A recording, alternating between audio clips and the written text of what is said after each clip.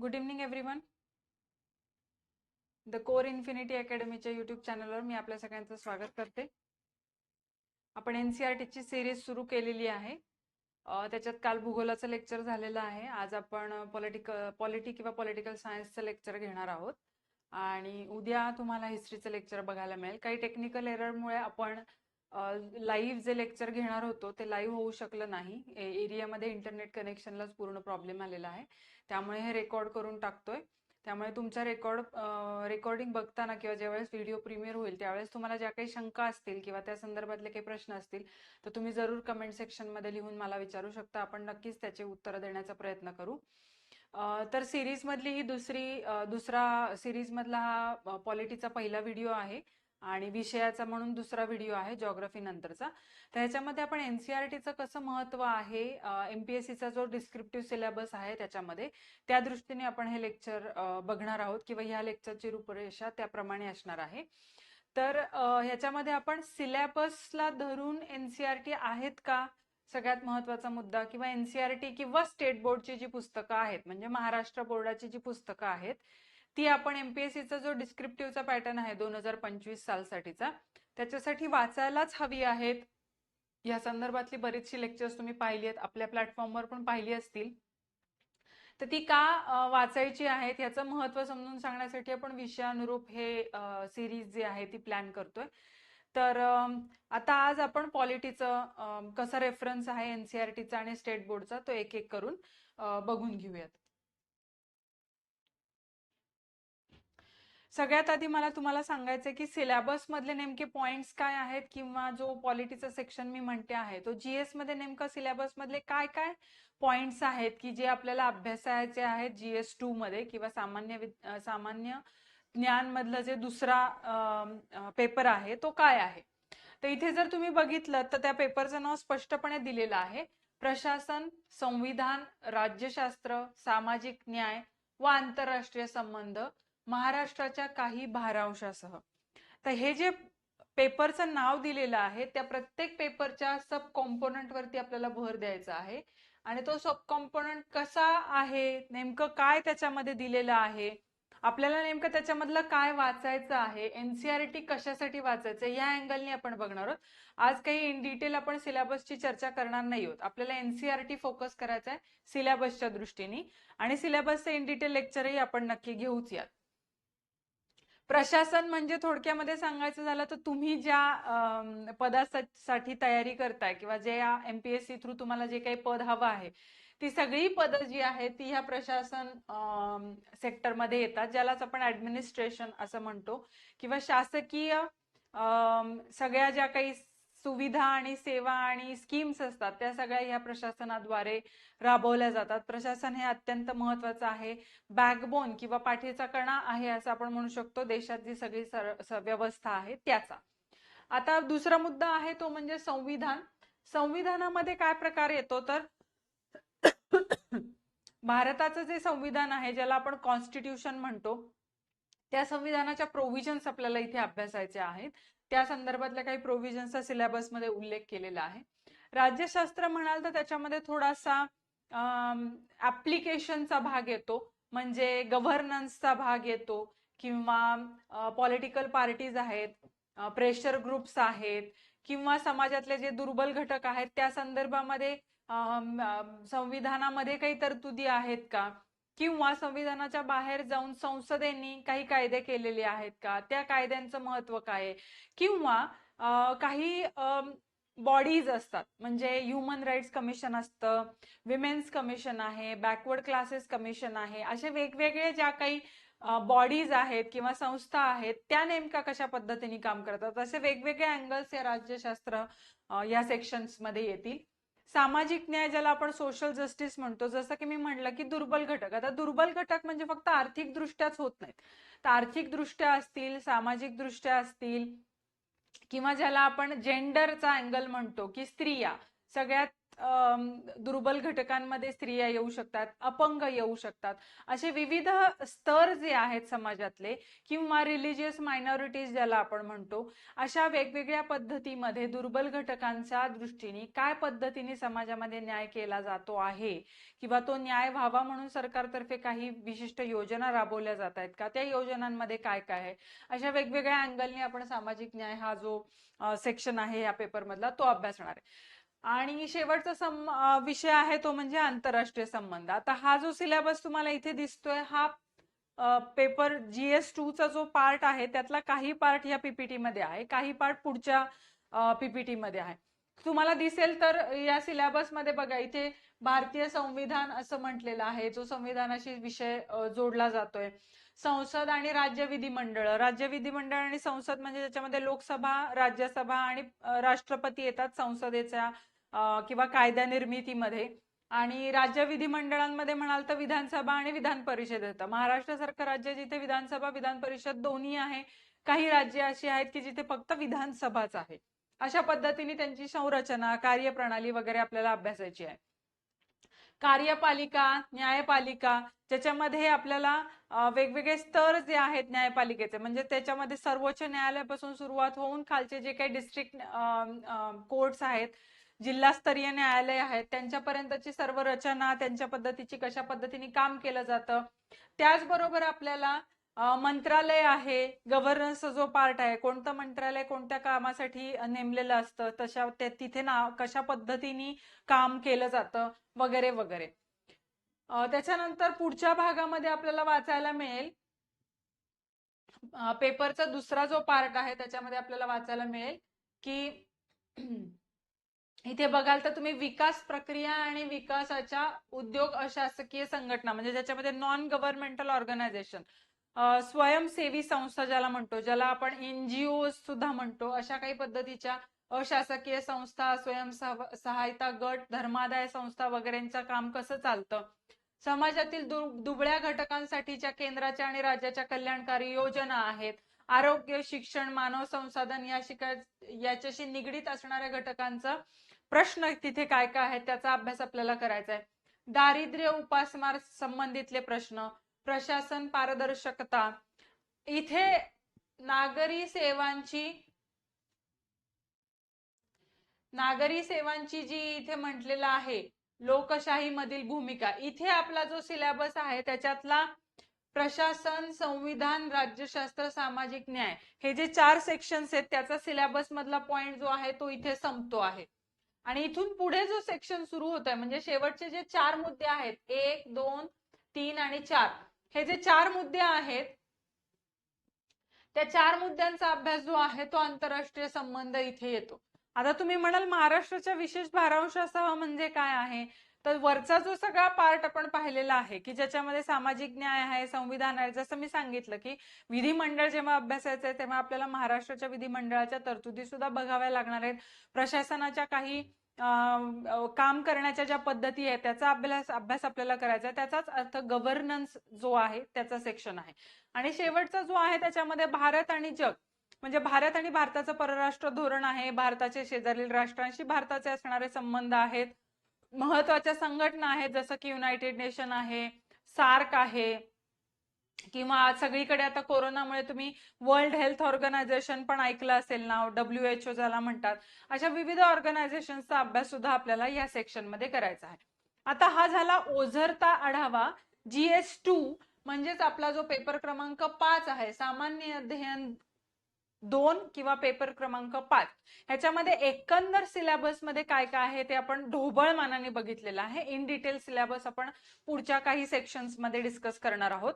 आता आपल्याला वळायचं आहे मुख्य गोष्टीकडे, ती म्हणजे आहे आपल्याला NCERTचा जो सिलेबस आहे, सिलेबसशी संबंध आहे तो आपल्याला बघून घ्यायचा आहे. ते सांगण्याआधी आता महत्वाची गोष्ट आहे, आपण म्हणतो descriptive pattern, descriptive pattern, descriptive pattern.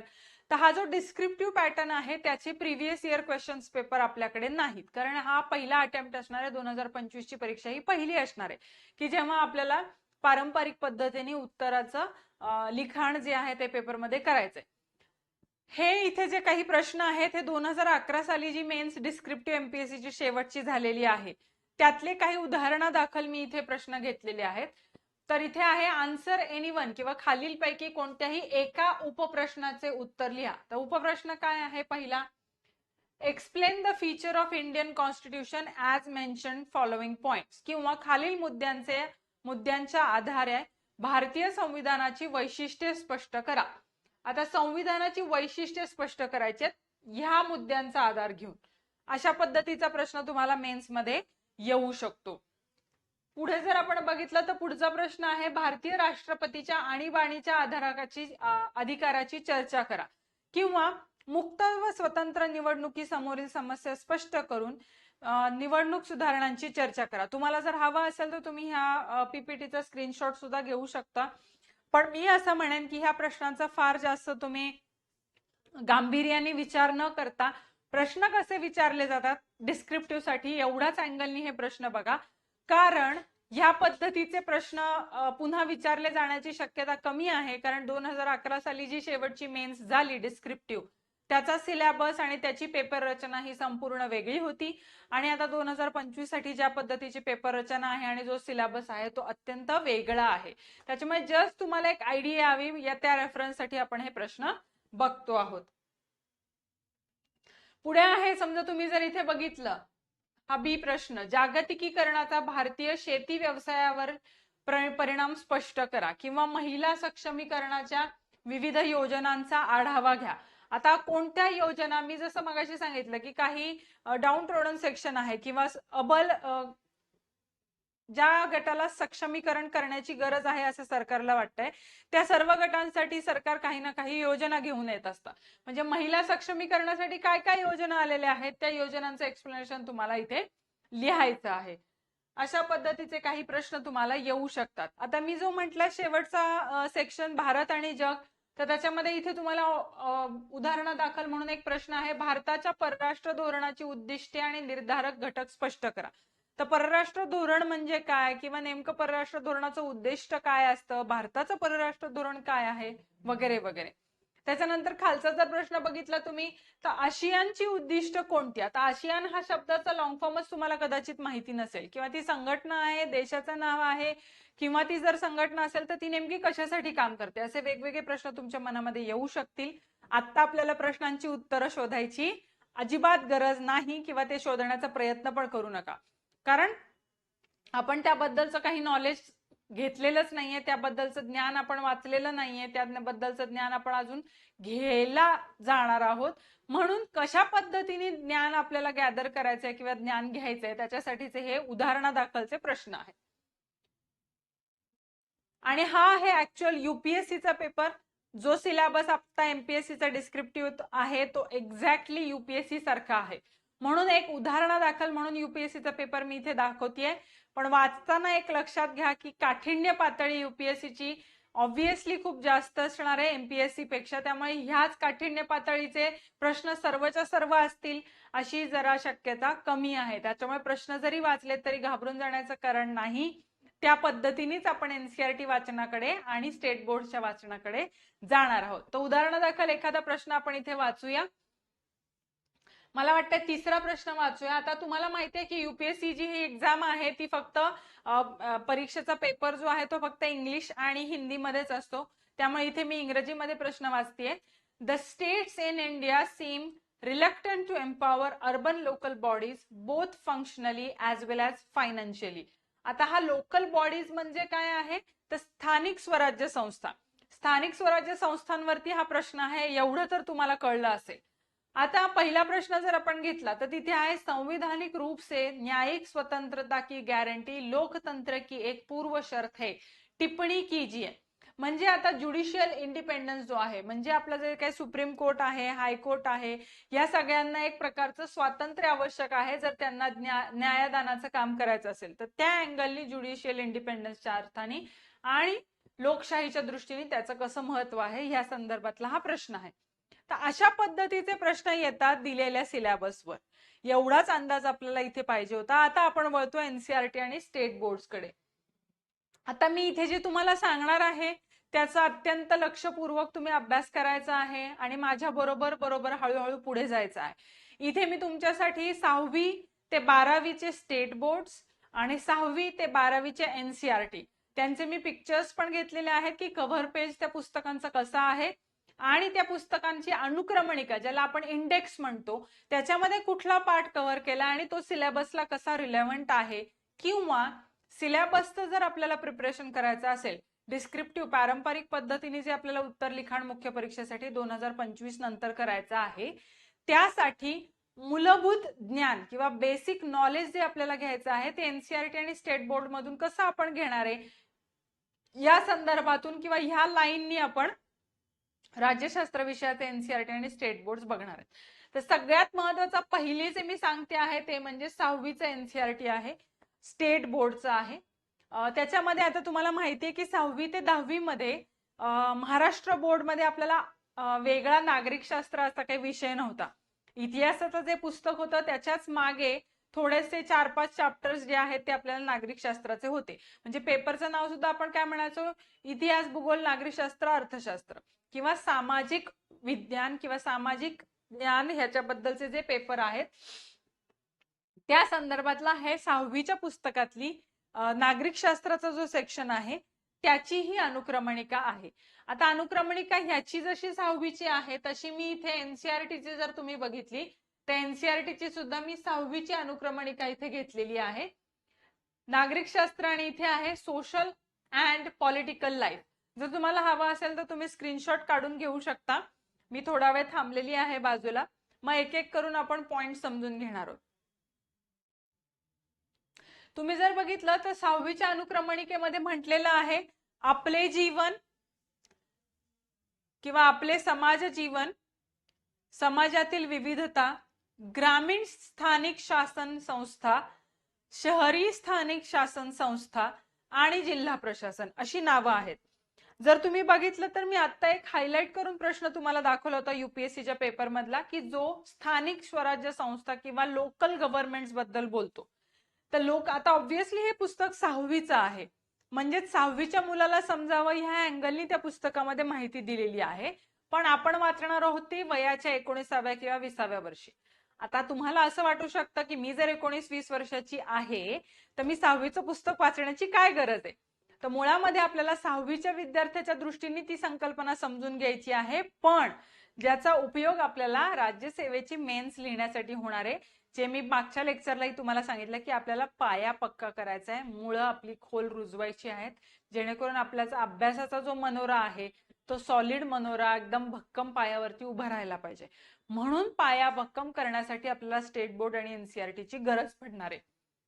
तुम्ही जर NCERT मध्ये बघितलं तर NCERT मध्ये तुम्हाला दिसेल rationalisation of the content in the textbook on using this book किंवा अशा पद्धतीचं एक सेक्शन इथे पण तुम्हाला दिसतोय स्टेट बोर्डामध्ये, ज्याच्यामध्ये अध्ययन, निष्पत्ती आणि शैक्षणिक प्रक्रिया ह्याच्यामध्ये काय सांगतायत ते की नेमकं या पुस्तकातून वाचल्यानंतर तुमच्या मेंदूमध्ये काय पद्धतीचा उजेड पडला पाहिजे, किंवा तुम्हाला या पुस्तकातून तुम्हाला जर आठवत असेल तर लहानपणी नेहमी जेव्हा असं आपण गोष्ट ऐकायचो तेव्हा तात्पर्य काय, निष्कर्ष काय, किंवा या गोष्टीतून तुम्हाला नेमकं काय शिकायला मिळालं या पद्धतीने आपण गोष्ट ऐकायचो किंवा आपल्याला गोष्ट सांगितली जायची.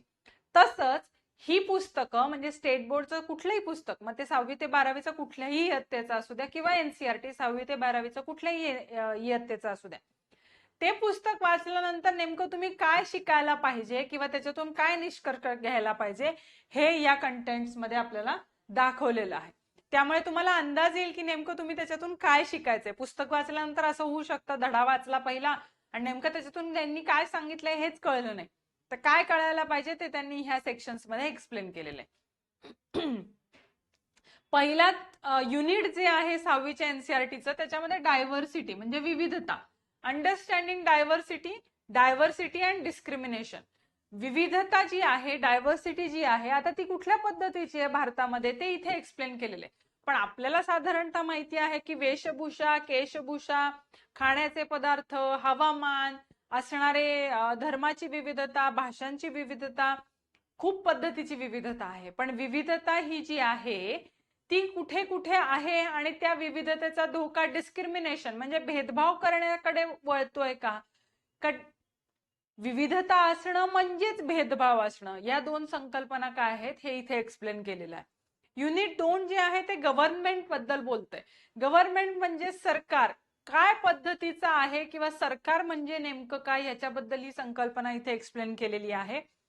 इथे जर बघितलं तर तुम्ही युनिट 3 जे आहे ते लोकल गव्हर्नमेंट बद्दल आहे, स्थानिक संस्था आणि प्रशासन ह्याच्याबद्दल हा चॅप्टर बोलतोय. त्याच्यामध्ये पंचायती राज आहे, अर्बन ऍडमिनिस्ट्रेशन आहे, रुरल ऍडमिनिस्ट्रेशन आहे आणि लाईव्हलीहूड मध्ये रुरल लाईव्हलीहूड आणि अर्बन लाईव्हलीहूड. लाईव्हलीहूडचा अर्थ असा आहे की कशा पद्धतीचं समाज जीवन जे आहे, शहरामध्ये समाज जीवन कसं आहे आणि समाज जीवनामध्ये काम करण्याच्या काय काय अपॉर्च्युनिटीज आहेत आणि शहरामध्ये आणि ग्रामीण भागामध्ये काही फरक आहे का जगण्यामध्ये आणि अपॉर्च्युनिटीज मध्ये, ह्या पद्धतीचं डिस्कशन तुम्हाला या 6वीच्या एनसीईआरटी आणि स्टेट बोर्ड मध्ये सापडेल.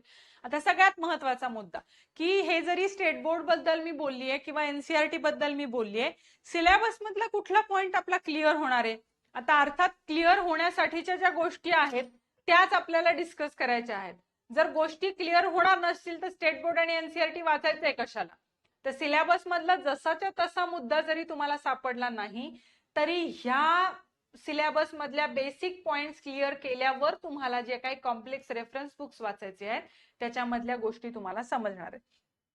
तर सिलेबस मध्ये स्पष्टपणे सांगितलेलं आहे स्थानिक स्वराज्य संस्था आणि लोकप्रतिनिधित्व वगैरेचे कायदे जे आहेत त्याचा उल्लेख आहे.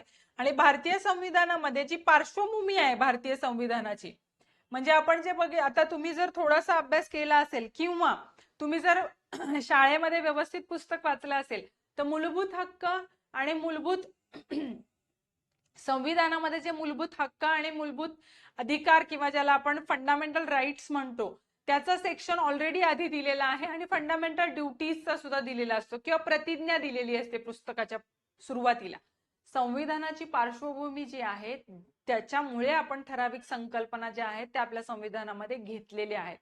म्हणून ह्या पार्श्वभूमी समजण्यासाठी ह्या दोन्ही चॅप्टर्सचा आणि ह्या दोन्ही बुक्सचा उपयोग आपल्याला होणार आहे. पुढच्या पीपीटी कडे जाऊयात. तुम्हाला हवा असेल तर पुन्हा तुम्ही स्क्रीनशॉट काढून घेऊ शकता.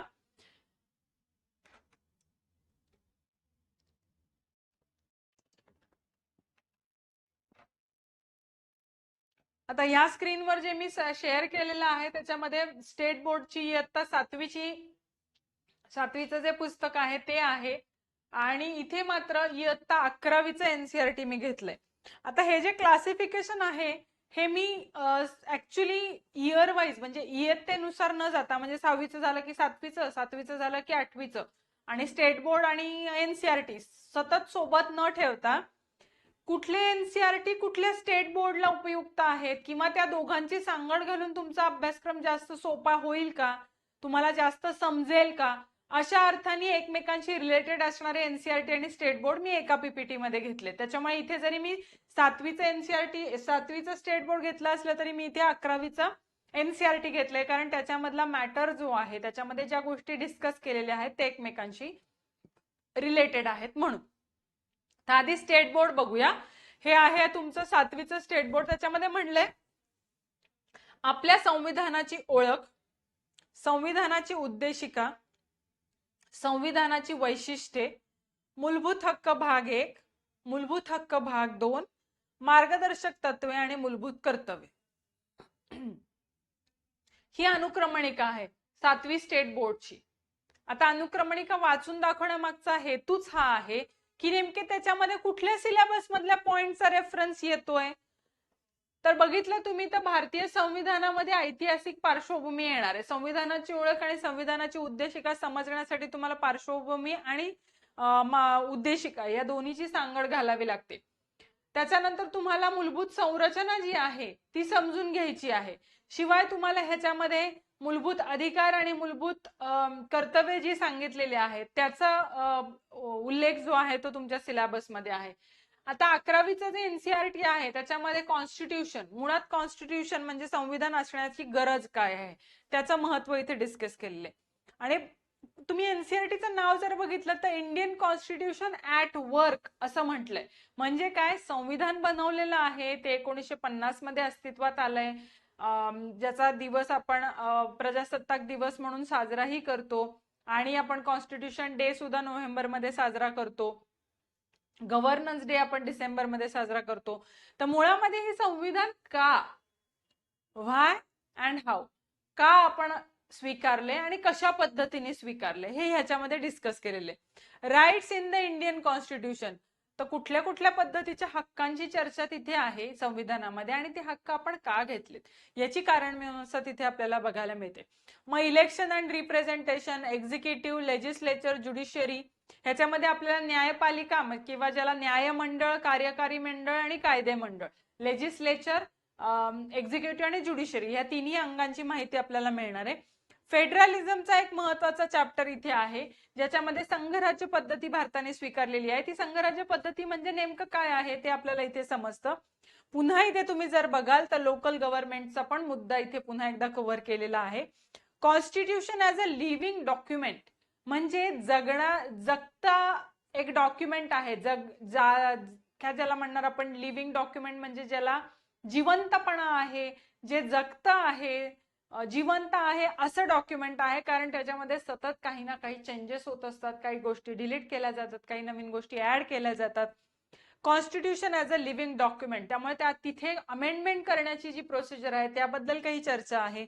The philosophy of the constitution, संविधानाचा आत्मा नेमकं काय आहे, ह्या सगळ्या गोष्टी इथे डिस्कस केलेल्या आहेत. तुम्ही जर बघितलं तर संसद आणि राज्य विधिमंडळे अधिकार, विशेष अधिकार जे आहेत, त्याच्यानंतर संघ आणि त्याची राज्यव्यवस्थेमधील भूमिका, आणि दबाव गट आणि औपचारिक अनौपचारिक गट जे आहेत, अशा पद्धतीची चर्चा आपल्याला ह्या सगळ्या सिलेबस मधल्या मुद्द्यांमधून या सर्व एनसीईआरटी किंवा स्टेट बोर्ड मध्ये दिसून येते.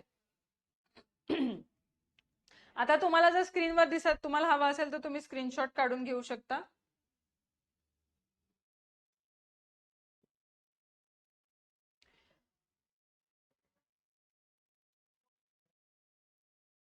तुम्ही इथे बघू शकत असाल की मी इथे 3 पुस्तकांची नावं आणि हे शेअर केलेलं आहे. ते सांगते आधी.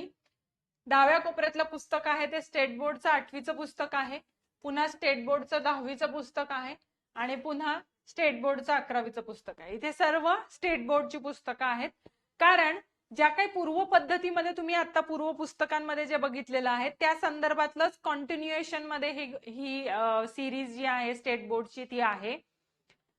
म्हणजे मागच्या ह्याच्यामध्ये जो सिलेबसचे काही पॉइंट पाहिले ते ओव्हरलॅपिंग ह्या पुस्तकांमध्ये आपल्याला सापडतात, पण एकाच पीपीटीत खूप जास्त गिचमिड झाली असती म्हणून मी ह्याचा भाग जो आहे तो दुसऱ्या पीपीटी मध्ये घेतलाय. त्याच्यामध्ये जर तुम्ही बघितलं तर प्रशासन, पारदर्शकता आणि उत्तरदायित्व, ई प्रशासन सारखे विषय आहेत, किंवा दुबळ्या घटकांसाठीच्या केंद्राच्या आणि राज्याच्या कल्याणकारी योजना ज्याला म्हटलं आहे, आरोग्य, शिक्षण, संसाधन वगैरे सारख्या गोष्टी आहेत, त्याच्यामध्ये नेमके काय प्रश्न आहेत, इत्यादी विषयांना ह्या तिन्हीतल्या अनुक्रमणिकांमध्ये जर आपण वाचलं तर आपल्याला टच केलेलं दिसतं. आता 8वीची जी अनुक्रमणिका आहे ती वाचून बघूया. संसदीय शासन पद्धतीची ओळख, भारताची संसद, केंद्रीय कार्यकारी मंडळ, भारतातील न्याय व्यवस्था, राज्य शासन आणि नोकरशाही, हे नवीन मुद्दे ह्या पुस्तकामध्ये आपल्याला, किंवा हे वरचे मुद्दे जरी आधीच्या पुस्तकांमध्ये आले असतील तरी ते 6वीच्या दृष्टीने महत्वाचे होते, हे 8वीच्या दृष्टीने महत्वाचे आहेत. त्याच्यामुळे त्याच्यातली काही कॉम्प्लेक्स माहिती आपल्याला ऍडिशनल या पुस्तकामध्ये बघायला मिळणार आहे. 10वीच्या पुस्तकामध्ये आपल्याला दिसतंय की संविधानाची वाटचाल, म्हणजे 1950ला जेव्हा कॉन्स्टिट्यूशन एक्झिस्टन्स मध्ये आली तेव्हापासून आतापर्यंत काय पद्धतीने बदल झालेत संविधानामध्ये. निवडणूक प्रक्रिया हा एक अत्यंत महत्वाचा टॉपिक इथे डिस्कस केलेला आहे की जो आतापर्यंत केलेला नाहीये. राजकीय पक्ष हा सुद्धा एक पॉइंट आहे की जो आधीच्या पुस्तकांमध्ये नाहीये. सामाजिक आणि राजकीय चळवळी इथे डिस्कस केल्यात. दुर्बल घटकांचा आणि सामाजिक न्यायाचा जो मुद्दा बोलतोय त्याचे रेफरन्सेस काही इथे येणार आहेत. आणि भारत ही जगातली सर्वात मोठी लोकशाही आहे, मोठी लिबरल डेमोक्रेसी आहे. त्याचं कारण आहे त्याच्यामध्ये काही आव्हानं आहेत का, त्या पद्धतीचं नॉलेज आपल्याला या शेवटच्या धड्यातून मिळणार आहे. आणि पुढचं पुस्तक आहे ते म्हणजे 11वीचं. त्याच्यामध्ये राज्य संकल्पना आहे, स्वातंत्र्य आणि हक्क संकल्पना आहे, समता आणि न्याय ही संकल्पना दिलेली आहे. त्याच्यानंतर संविधानिक शासन, प्रतिनिधित्वाची संकल्पना, न्यायमंडळाची भूमिका, त्याच्यानंतर लोक प्रशासन आणि विकास प्रशासन, गव्हर्नन्स आणि डेव्हलपमेंटल गव्हर्नन्स काय प्रकारचा आहे या संदर्भाचे सर्व गोष्टी ज्या आहेत, ज्या सिलेबस मधल्या आपण आता मगाशी वाचल्या, त्या आपल्याला इथे वेगळ्या पद्धतीने दिसतात. आता इथे एक लक्षात घ्यायचंय की थोडंसं हे जे 11वीचं पुस्तक आहे ते आपल्याला थोडंसं संकल्पना क्लिअर करण्यासाठी किंवा मूलभूत संकल्पना ज्या आहेत राज्यशास्त्राच्या, त्या मूलभूत संकल्पना आपल्याला इथे डिस्कस केलेल्या दिसतात आणि त्या मूलभूत आहेत, शब्दातच त्याचा अर्थ दिलेला आहे किंवा शब्दातच त्याचं महत्व सांगितलेलं आहे, त्या क्लिअर पाहिजेत आपल्याला डोक्यामध्ये. त्या क्लिअर असल्या म्हणजे त्याच्यावरती आधारित कितीही कॉम्प्लेक्स प्रश्न आपल्याला भविष्यात आले तरी आपल्याला त्यावर तो उत्तर लिहिता येणार आहे. आता शेवटचा जो आहे आंतरराष्ट्रीय संबंधाचा भाग 4 जो आहे तो सगळ्यात शेवटचा जो सिलेबस मधला पॉइंट होता त्याच्याशी संबंधित आहे, त्यामुळे तो भाग मी आता इथे वाचलेला नाही. इथे येते मी आता एनसीईआरटी कडे. इथे मी एनसीईआरटीची पुन्हा 3 पुस्तकं घेतली आहेत, ती म्हणजे 8वीचं एनसीईआरटी, 9वीचं एनसीईआरटी आणि 10वीचं एनसीईआरटी. 8वी 9वी 10वी. आता ह्याच्यामध्ये काय कंटेंट्स आहेत ते थोडक्यात बघूया. आधी जे म्हटलेलं आहे त्याच्यामध्ये इंडियन कॉन्स्टिट्यूशन आहे, सेक्युलरिझम आहे ज्याला आपण धर्मनिरपेक्ष असं म्हणतो, पार्लमेंट अँड मेकिंग लॉज, संसदेमध्ये कार्यकाळ जे आहे ते कसं चालतं, कायदा पारित करणे म्हणजे काय आहे, न्यायपालिका किंवा ज्युडिशरी म्हणजे नेमकं काय आहे, understanding marginalisation and confronting marginalisation, सामाजिक न्यायाबद्दल जे आपण बोललोय किंवा एखाद्या घटकाला, समाजातल्या घटकाला एकदम कमी पद्धतीचं स्थान असणं किंवा त्यांना सर्वात जास्त प्रश्नांना तोंड द्यावं लागणं, मार्जिनलायझेशन कन्सेप्ट बद्दल इथे डिस्कस केलेलं आहे. आणि सगळ्यात शेवटचं आहे public facilities, law and social justice. या संदर्भामध्ये 8वीचं एनसीईआरटी डिस्कस करते. त्याच्यानंतर डेमोक्रेसी बद्दलचा हा पहिला चॅप्टर आहे की मुळामध्ये लोकशाही हा काय प्रकार आहे, लोकशाहीच्या संदर्भामध्ये तिथे आयडियाज आपल्या क्लिअर होणार आहेत. भारतामध्ये लोकशाही पद्धतीनेच इलेक्शन्स होत आहेत. 2024 मध्ये आता लोकसभा आणि आपल्या विधानसभा महाराष्ट्राचे पण निवडणुका होणार आहेत. तर नेमकं काय निवडणुका कशा घेतल्या जातात, का घेतल्या जातात, आपण म्हणतो लोकशाही लोकशाही लोकशाही, काय आहे लोकशाही आणि ती आपण का स्वीकारली हे आपल्याला इथे अभ्यासाला मिळणार आहे. कॉन्स्टिट्यूशनल डिझाईन, कशा पद्धतीची रचना एकंदर आपल्या संविधानाची आहे, निवडणुकांचं जे काही राजकारण आहे, निवडणुका म्हणजे काय, निवडणुकांचं राजकारण म्हणजे काय, मग त्याच्यामध्ये इलेक्शन मॅनिफेस्टो आलं, निवडणुकांमध्ये जाहीर केलं जातं की आम्ही निवडून आलो तर तमुक करू, आम्ही निवडून आलो तर अमुक करू. कालच आपल्याला जर आजच्या न्यूज तुम्ही बघितल्या असेल तर नागपूरमध्ये काँग्रेसची सभा झालेली आहे, मग तिथे त्यांनी सांगितले की आम्ही निवडून आलो तर जातीनिहाय जनगणना जी आहे ती करू, निवडून आलो तर. तर हे जे डिस्कस केलं जातं सगळी निवडणूक प्रक्रिया जी आहे तिथे अभ्यासाला मिळणार आहे. इन्स्टिट्यूशन्स म्हणजे त्याच्यामध्ये इलेक्शन कमिशन ऑफ इंडिया येणार आहे. तुम्ही ज्या परीक्षेची तयारी करताय म्हणजेच एमपीएससी, युपीएससी, ह्या पण एक प्रकारच्या इन्स्टिट्यूशन्सच आहेत. तर ह्या ज्या संस्था आहेत ज्या संविधानामधून निर्माण झालेल्या आहेत किंवा संसदेच्या कायद्याने काही संस्था निर्माण झालेल्या आहेत, तर ह्या संस्था नेमक्या महत्वाच्या संस्थांचा अभ्यास आपल्याला इथे करायचा आहे. आणि डेमोक्रेटिक राईट्स, ज्याच्यामध्ये आपण मतदानाचा हक्क आहे, मला स्वतः जर इलेक्शनला उभं राहायचं असेल तर त्याचा हक्क आहे, मला कोणाला नेमकं मतदान करायचंय त्याचं स्वातंत्र्य मला आहे, असे वेगवेगळे जे हक्क आहेत जे निवडणुकी संदर्भातले आहेत त्याची चर्चा इथे आपल्याला केलेली दिसते. आणि शेवटचं 10वीचं पुस्तक जे ह्या स्लाइड मधलं आहे ते आहे म्हणजे power sharing, federalism, gender, religion and caste, political parties, outcomes of democracy. आता तुम्ही जर इथे बघितलं, तुम्हाला हवा असेल तर तुम्ही स्क्रीनशॉट काढून घेऊ शकता. एक सेकंड मी हे सगळं रब करते म्हणजे तुम्हाला स्क्रीनशॉट काढून घेणं सोपं पडेल.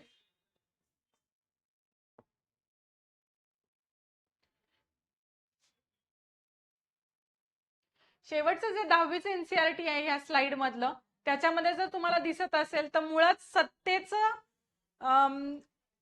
सत्ता शेअर करणं, नेमकं सत्ता शेअर कोण करतं याचा अनालिसिस आपल्याला इथे बघायला मिळते.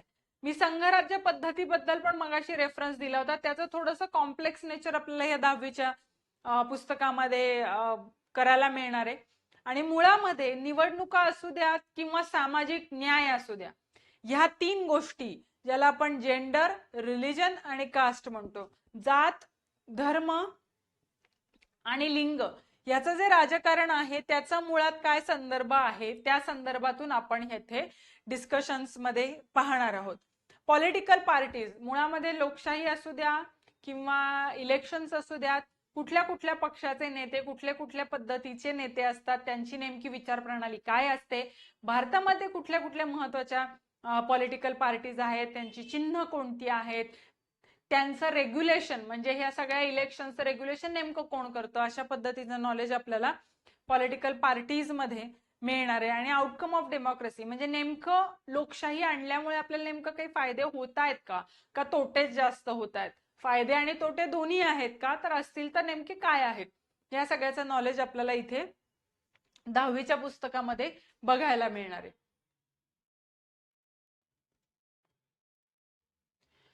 आता येतो आपण पुढच्या पीपीटी कडे. तुम्हाला हवा असेल तर तुम्ही स्क्रीनशॉट काढून घेऊ शकता.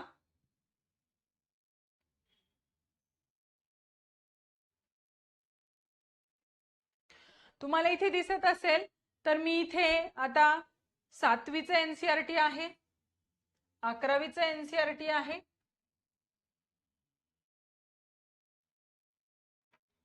आणि 12वीचं एनसीईआरटी आहे, politics in India since independence.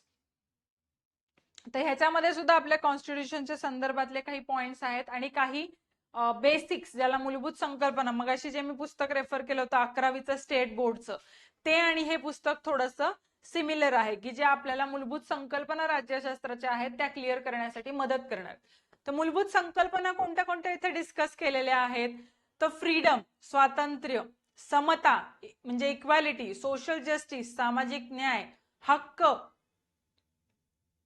Citizenship नागरिकत्व, नॅशनलिझम राष्ट्रवाद आणि सेक्युलरिझम ज्याला आपण धर्मनिरपेक्षवाद म्हणतो, या मूलभूत संकल्पना ज्याचा रेफरन्स आपल्या संविधानामध्ये सुद्धा आहे आणि त्या संविधानामध्ये ह्या संकल्पना आपण का घेतल्या आहेत याचं अनालिसिस थोडंसं या मूलभूत संकल्पनेचं जे 11वीचं पॉलिटिकल थिअरीचं एनसीईआरटी आहे त्याच्यामध्ये आपल्याला बघायला मिळतं. त्याच्यानंतर 7वीचं जर तुम्ही एनसीईआरटी बघितलं तर त्याच्यामध्ये पूर्ण आपल्याला दिसतंय की ह्याच्यामध्ये सुद्धा थोडंसं बॅकग्राऊंड डिस्कस केलेलं आहे भारतीय संविधानाचं.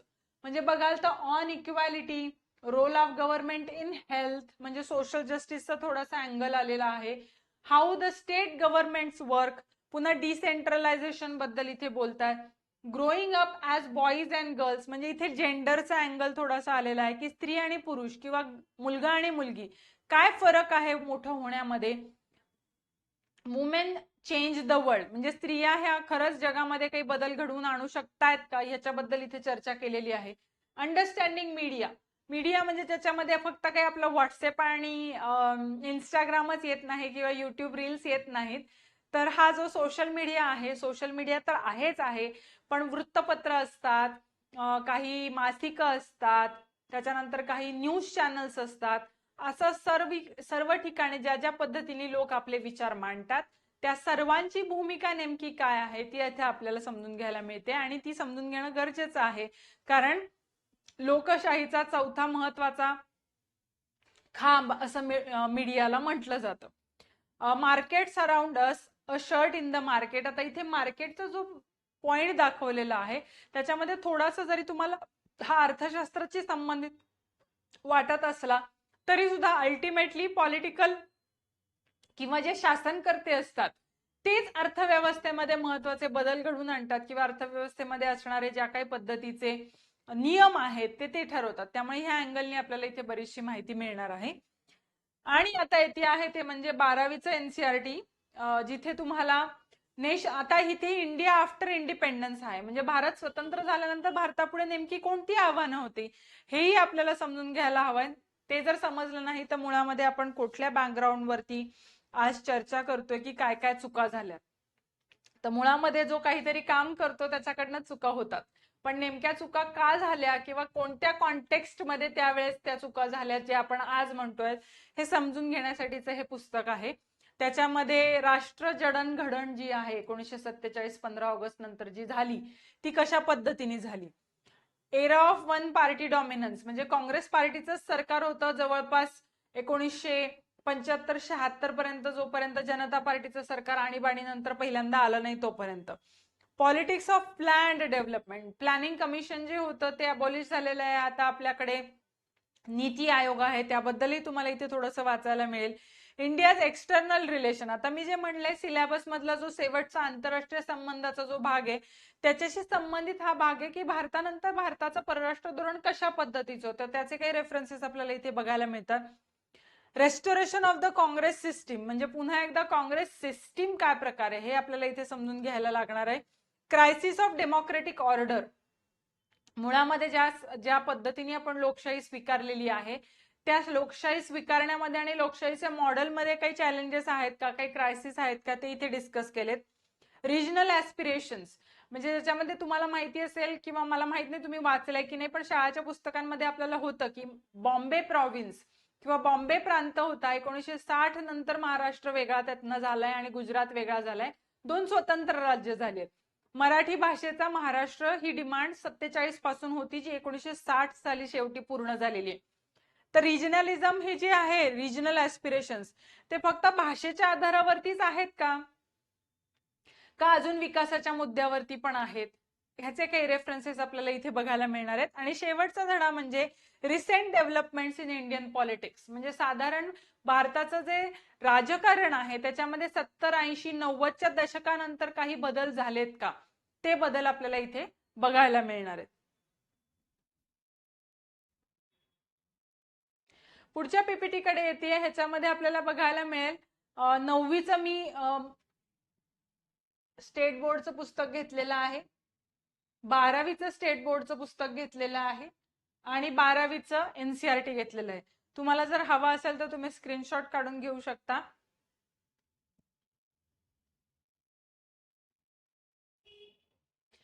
इथे तुम्हाला दिसत असेल ह्या सगळ्यामध्ये आपला सिलेबसचा जो शेवटचा पार्ट आहे, भारत आणि जग ज्याला आपण म्हणू किंवा आंतरराष्ट्रीय संबंधाचा जो सिलेबस मध्ये रेफरन्स आहे त्याच्याशी रिलेटेड हे सगळे आपल्याला पॉइंट्स दिसतात, किंवा कंटेम्पररी वर्ल्ड पॉलिटिक्स ज्याला म्हणतो, किंवा सध्याचं असणारं जे जग आहे साधारण 1945 नंतरचं जे आहे त्याला सध्याचं जग असं म्हणण्याची प्रथा आहे. महायुद्धोत्तर राजकीय घडामोडी, भारताच्या परराष्ट्र धोरणाची वाटचाल, भारताची सुरक्षा व्यवस्था, संयुक्त राष्ट्रे, भारत व अन्य देश, आंतरराष्ट्रीय समस्या. त्यानंतर जगाचा नकाशा, आशिया खंडाचा नकाशा, 1991 नंतरचं जग, महत्वाच्या संकल्पना आणि समस्या जागतिकीकरणाशी संबंधित, मानवतावादी प्रश्न नेमके 1991 नंतर काय निर्माण झाले, समकालीन भारत, त्याच्यामध्ये एकात्मतेसमोरील आव्हानं, स्थैर्य, शांतता, सुशासन, भारत आणि जग अशा पद्धतीच्या गोष्टी कव्हर केलेल्या आहेत 12वीच्या पुस्तकामध्ये. आणि इथे कंटेम्पररी वर्ल्ड पॉलिटिक्स जर तुम्ही बघाल एनसीईआरटी तर त्याच्यामध्ये end of bipolarity, contemporary centres of power, contemporary South Asia, international organisation, security in the contemporary world, environment and natural resources आणि ग्लोबलायझेशन, ह्याच्यामध्ये जर तुम्ही बघितलं तर कॉमन पॉइंट्स बरेच आहेत. पहिलं महायुद्ध, दुसऱ्या महायुद्धानंतरचं जग जे आहे त्याचा भारतावरती काय परिणाम झालाय, स्वातंत्र्यानंतर भारताचं परराष्ट्र धोरण कशा पद्धतीचं होतं, भारताला स्वातंत्र्यानंतर काय पद्धतीच्या प्रश्नांना तोंड द्यावं लागलेलं आहे, त्यानंतर सुरू झालाय तो म्हणजे शीतयुद्धाचा काळ 1945 पासून 1991 पर्यंत, आणि मग 1991 नंतर जी सुरुवात झालेली आहे त्याला साधारणतः जागतिकीकरणाचं युग असं म्हणतात. तर त्या युगाचा काय काय परिणाम झालेत जगावरती, भारतावरती, भारताने आपल्या ह्याच्यामध्ये काही बदल केलेले आहेत का, अशा सगळ्याचे रेफरन्सेस या तिन्ही पुस्तकांच्या संदर्भामध्ये, मग ते स्टेट बोर्ड असू द्या किंवा एनसीईआरटी असू द्या, आपल्याला ह्या सर्व पुस्तकांमध्ये बघायला मिळतं.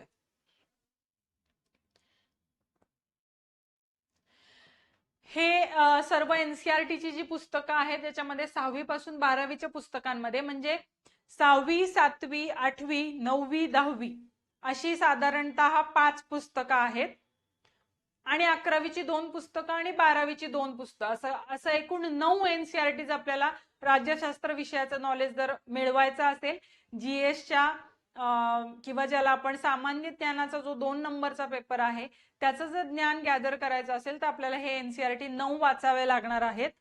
त्याचा स्क्रीनशॉट तुम्हाला हवा असेल तर तुम्ही काढून घेऊ शकता.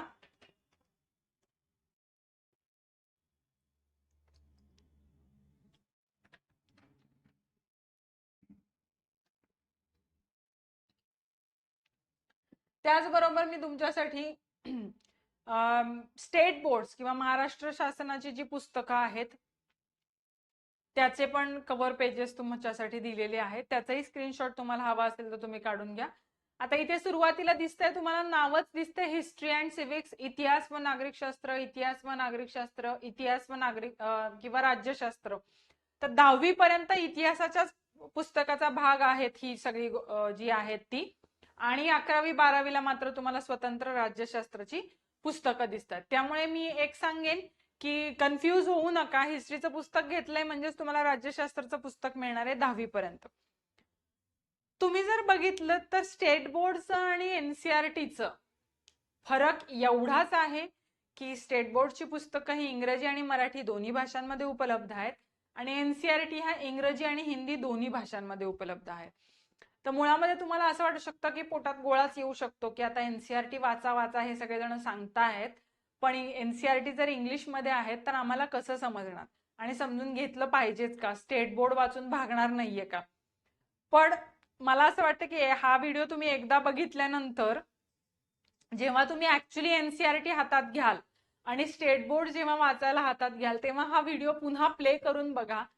तुम्हाला अनुक्रमणिकेमध्येच फरक जाणवणार आहे की स्टेट बोर्ड मध्ये आणि एनसीआरटी मध्ये कॉमन गोष्टी आहेच आहेत, पण त्याच्यामध्ये एनसीआरटी मध्ये काही ऍडिशनल गोष्टी आहेत आणि त्याच्यात ज्या पद्धतीने समजून सांगितलेलं आहे त्याची लेव्हल थोडीशी वेगळी आहे. ती लेव्हल आपल्याला थोडीशी समजून घेण्याची गरज आहे. म्हणून आपण एनसीआरटीची जी बॅच आहोत ती पण लॉन्च करणार आहोत. त्याच्याबद्दलचे डिटेल्स तुम्हाला हळूहळू मिळतीलच. शिवाय आपला एक टेलिग्राम चॅनल आहे द कोर इन्फिनिटी नावानी, तर ते टेलिग्राम चॅनलवरही तुम्हाला अशा बॅचेसची अनाउन्समेंट जी आहे ती झालेली कळेल. तर एनसीआरटीचा बाऊ न करता तुम्ही ती समजून घेणं आवश्यक आहे. आत्ता वाचा, आधी स्टेट बोर्ड वाचा, मग एनसीआरटी वाचा, कसंही चालेल, पण एनसीआरटी आणि स्टेट बोर्ड दोन्ही वाचावं असं माझं सजेशन्स राहील.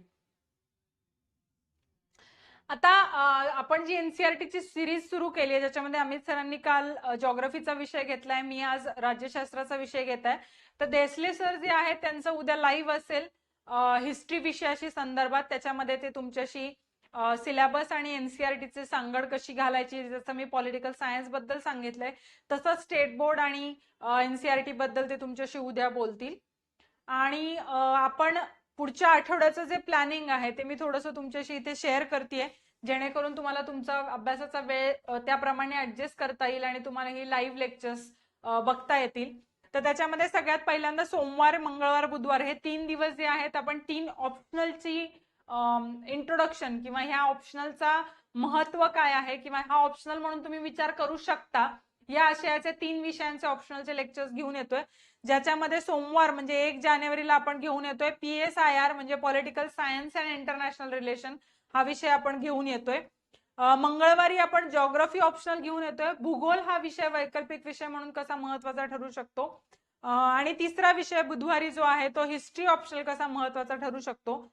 तर सोमवार, मंगळवार, बुधवार हे आपण ऑप्शनल साठी ठेवलेले विषय आहेत, तर जरूर तुम्ही बघा, तुम्हाला मदत होईल. शिवाय तत्पूर्वी ऑप्शनल कसा निवडावा ह्या विषयावरचं पण माझं एक लेक्चर आहे आपल्या दी कोर इन्फिनिटी अकॅडमीच्या युट्यूब चॅनलवर आहे. ऑप्शनल कसा निवडावा तेही बघा. तत्पूर्वी बघितलं म्हणजे तुम्हाला ह्या विषयांमधलं जर कुठला निवडायचा झाला तर ते जे मी टप्पे त्याच्यात सांगितलेले आहेत त्या टप्प्यांची मदत घेऊन तुम्हाला ऑप्शनल तुमचा फायनल करता येईल. आणि गुरुवारपासून आपण एक सिरीज जी आता आपण एनसीआरटीची सिरीज आता काल, आज आणि उद्या बघणार आहोत किंवा बघितली आहे त्याचाच पार्ट 2 म्हणजे आता एनसीआरटी आणि सिलेबसची सांगड आपण घातलेली आहे, तसं आता आपण करणार आहोत सिलेबस आणि previous year question papers NCERT अशी तिन्हीची सांगड घालून आपण ती सिरीज जी आहे ती गुरुवार, शुक्रवार, शनिवार घेऊन येणार आहोत. तर मला असं वाटतं की तुम्हाला या सगळ्या लेक्चर्सचा उपयोग जो आहे तो नक्कीच झालेला असेल आणि तुमच्या ज्या काही शंका असतील त्या तुम्ही जरूर चॅट बॉक्स मध्ये टाका. काही टेक्निकल एररमुळे आपण आज लाईव्ह जाऊ शकलो नाही, पण तरी हरकत नाही. तुम्ही तुमच्या सर्व ज्या गोष्टी आहेत, प्रश्न आहेत ते तुम्ही वेळोवेळी आम्हाला कमेंट बॉक्स मध्ये टाकू शकता. शिवाय क्लासचे फोन नंबर जे आहेत ते इथे दिलेले आहेत. दी कोर इन्फिनिटी अकॅडमीचे टेलिग्राम चॅनलही आहे. आणि असं लक्षात आलं की तुम्ही फक्त युट्यूब वरती आमचे लाईव्ह व्हिडिओ बघता, चांगला प्रतिसाद दिला त्याबद्दल मी तुमचा खूप खूप धन्यवाद करते. पण असंच सोबत राहूयात आणि तुमच्या अभ्यासाच्या दृष्टीने चांगली तयारी करूयात.